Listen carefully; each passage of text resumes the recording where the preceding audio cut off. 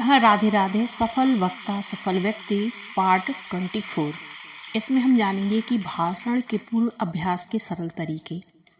लेखक कहते हैं इस टॉपिक में कि जिस प्रकार युद्ध में उतरने के पहले सैनिक हथियार को साफ करता है, हथियार की क्षमता का निरीक्षण करता है एवं लकड़हारा लकड़ी काटने से ज़्यादा समय कुल्हाड़ी को धारदार बनाने में लगाता है, उसी प्रकार सफल वक्ता भाषण के पूर्व लगन से अभ्यास करता है और इसी से उसकी विजय सुनिश्चित होती है।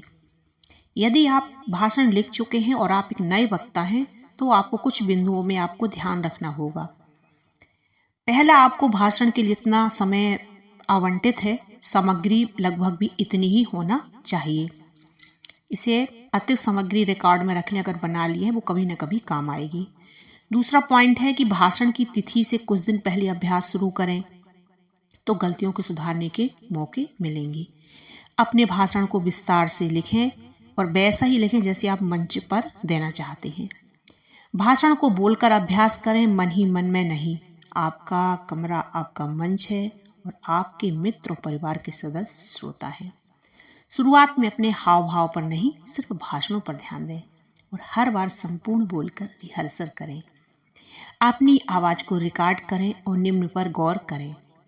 4 पॉइंट पर बताते हैं कि उच्चारण स्पष्ट है या नहीं, यदि नहीं है तो सुधार करें। आवाज में उतार चढ़ाव है या एक ही सुर में बोले जा रहे हैं। बहुत जल्दबाजी में तो नहीं बोल रहे हैं, क्योंकि श्रोता एक्सप्रेस ट्रेनों की तरह बोले गए भाषणों को ठीक से ग्रहण नहीं कर पाते। बहुत जोर से या तेज आवाज में तो नहीं बोल रहे हैं। यह आप अभ्यास के दौरान करेंगे तो भविष्य में आपसे गलती दोबारा नहीं होगी। पॉकेट कार्ड, ये भी कुछ बिंदुओं में है, इनको भी बताते हैं कि भाषण के लगभग 3-4 दिन पहले छोटे पॉकेट कार्ड बनाइए। 3x5 इंच के बनाए जा सकते हैं जो हथेली में फिट हो जाएं। इन पॉकेट कार्डों की क्रम नंबरिंग कर लें। मोटे मोटे अक्षरों में इनमें मुख्य बिंदु क्रम से लिख लें। यदि आप कुछ भूल गए हैं तो ये पॉकेट कार्ड संकट मोचक का रोल निभाते हैं। यदि आपको शीर्षक याद आते गए तो पूरा भाषण आप धारा प्रवाह बोल पाएंगे। आप चाहें तो इन कार्ड्स पर मुख्य बिंदुओं के साथ वो बिंदु भी लिख सकते हैं। भाषण के 3-4 दिन पहले से ही पूरा अभ्यास पॉकेट कार्ड से करें। हाव भाव का अभ्यास, ये भी कुछ बिंदुओं में बताते हैं। नए वक्ताओं को मेरी सलाह है कि स्वाभाविक रहने का प्रयास करें, दिल से भाषण दें, हाव भाव स्वयं स्पष्ट होंगी। हाव भाव बनाने के चक्कर में हम क्या लगने लगेंगे, कृत्रिम। शीशे के सामने अभ्यास अधिक ना करें, सिर्फ और सिर्फ सहज रहें। आधुनिक तकनीकें जैसे overhead projector, slide projector, LCD, इनमें से कोई तकनीक आप उपयोग में ला रहे हैं तो इनसे पूर्व परिचय कर लें। अपनी CD, फ्लॉपी और स्लाइड की अच्छी तरह से जांच कर क्रम से जमा लीजिए। आयोजकों से पता कर लें कि कौन सा उपकरण इस्तेमाल कर रहे हैं। सिस्टम ऑपरेटर की व्यवस्था है तो आप स्वयं करेंगे। भाषण के एक दिन पूर्व पॉकेट कार्ड का उपयोग करते हुए भाषण की फाइनल रिहर्सल करें। अभ्यास ऐसे करें जैसे सैकड़ों श्रोता आपको सुन रहे हैं और आप एक प्रखर वक्ता हैं। यदि आपके पास खुद का वीडियो कैमरा है, यह व्यवस्था संभव है तो एक बार वीडियो पर अपनी प्रस्तुति देखें, सुधार स्वयं हो जाएगा। इतना सब करने के बाद आप 70% जंग जीत चुके हैं और आपकी अच्छी प्रस्तुति निश्चित होगी। अभ्यास की वे कड़ियाँ आपको कुछ लंबी जरूर लग रही होंगी, लेकिन शुरुआत में ये अनिवार्य है। अभ्यास जैसे ही आपका अच्छा पक्का हो जाएगा तो ये सब संक्षिप्त अनुभव बढ़ेगा और ये सब चीज़ संक्षिप्त हो जाएंगी। आपकी बारी कितने बजे आएगी?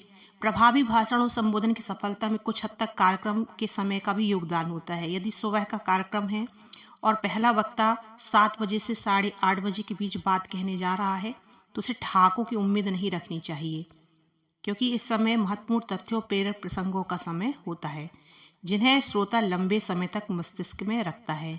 सुबह नाश्ते के बाद से खाने के समय तक आप श्रोताओं के चेहरे पर हास्य, दुख और आश्चर्य सभी भावनाएं बहुतायत में देख सकते हैं, क्योंकि इस वक्त दिमाग में ग्रहण करने की शक्ति तीव्र होती है। दोपहर खाने के बाद जो श्रोताओं को गुदगुदा दे, जोरदार तालियां बजाने पर मजबूर कर दे, उन्हें अच्छा वक्ता मान लीजिए। इस वक्त श्रोताओं के मस्तिष्क के ग्रहण करने की क्षमता एकदम नगण्य हो जाती है, शरीर में आलस्य भरने लगता है। यहाँ पर हास्य का समय होता है, क्योंकि शिथिल श्रोता सूचना ग्रहण करने का प्रयास ही नहीं करता। कभी कभी इसके विपरीत श्रोता भी आपको मिल जाते हैं जो एकदम सुबह भी ठाकों से हाल को गुंजा दे। यदि आपका क्रम बोझिल समय में है तो रोचक चुटकुले, प्राप या अन्य हास्य तकनीकों का प्रयोग करना चाहिए। आप श्रोताओं की भागीदारी बढ़ाकर या कोई छोटा सा खेल खेलकर सबकी ऊर्जा को वापस खुद पर कर सकते हैं। आप श्रोताओं के हाव भाव को देखते हुए अपनी शैली में परिवर्तन लाते रहिए। श्रोता यदि बोझिल हैं तो उत्तेजना का करंट पैदा कीजिए। यदि श्रोता ऊर्जा से भरे हैं तो पूर्ण जागृत हैं तो गूढ़ तथ्य, आंकड़े और गंभीर विश्लेषण कहने का समय है। लो राधे राधे।